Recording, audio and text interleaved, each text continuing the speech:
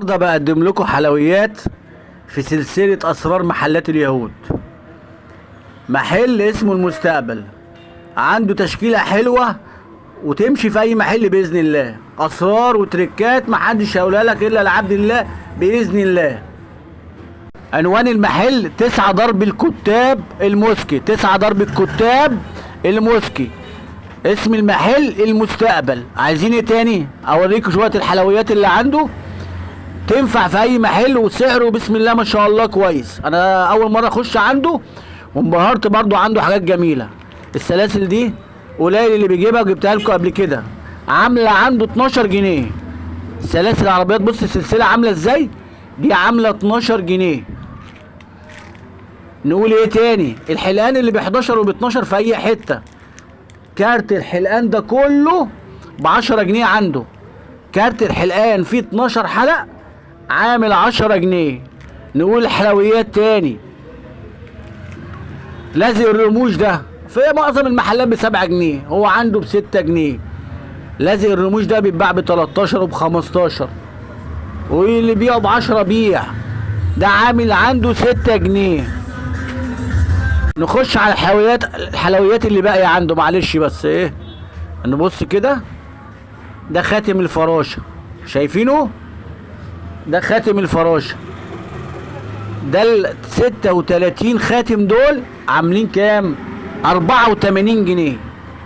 حلويات عامله 84 جنيه. عنده حاجات جميله جدا، وفي صنفين كمان هقول لكم عليهم. بجيب لكم ملخص وحاجات بلف عليها عشان اجيب لكم اقل اسعار جمله. المحل 9 ضرب الكتاب الموسكي، اسمه المستقبل. في الرموش بيبقى كل العلبه مقاس واحد، لا عنده علب زي كده فيها جميع مقاسات الرموش. وبكام العلبه؟ عامله 96 جنيه. عايزين ايه تاني؟ اشتغلوا بقى. 96 جنيه. الواحد واقف ب 8 جنيه. الواحد واقف بكام؟ ب 8 جنيه. الرموش اللي بيقع ب 15 وب 20 وب 30 اهي، وكمان فيها المقاسات مشكله 4 و5 كده، يعني مش فيها مثلا رقم 3 بس و4 بس، لا عنده كارت زي كده زي ما انتم شايفين في جميع المقاسات. فده بيريحك في الشغل عن انك تجيب 4 اصناف. فاضل صنف كمان هقول لكم عليه وبس.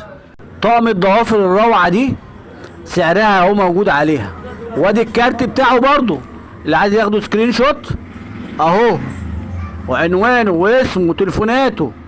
بص دي عامله كام؟ عامل 11 جنيه. طقم الدسه بتاعت الضوافر، شايفين؟ 2 4 6 8 10 ضافر. العلبه عامله 11 جنيه، 132 جنيه. انا خدتهم منه ب 130. وعنده تشكيله ضوافر تانية، بس انا لقيت ديت من الحاجات المميزه اللي مطلوبه. ادي رقم الكارت بتاعه اهو. بص كده على الضوافر، يبقى عندك التشكيل كلها. ودي من الحاجات اللي عليها سحب. انا بديك اسرار وتركات ولف، وساعات بشتري الحاجه عشان اوريها لكم بس، لكن كده ديت انا شغال في الاصناف دي. وعنده الخاتم الفراشه زي ما قلت لكم كده. الخاتم ده قليل اللي عند حد، نركز كده. واخد ترند والاطفال بيحبوه على طول، وهيسحب منكم على طول. انا كل اللي ارجوه عمل لايك، واي حاجه مفيده اجيبها لكم. بصوا على الشغل اخر مره. والسلام عليكم ورحمه الله وبركاته.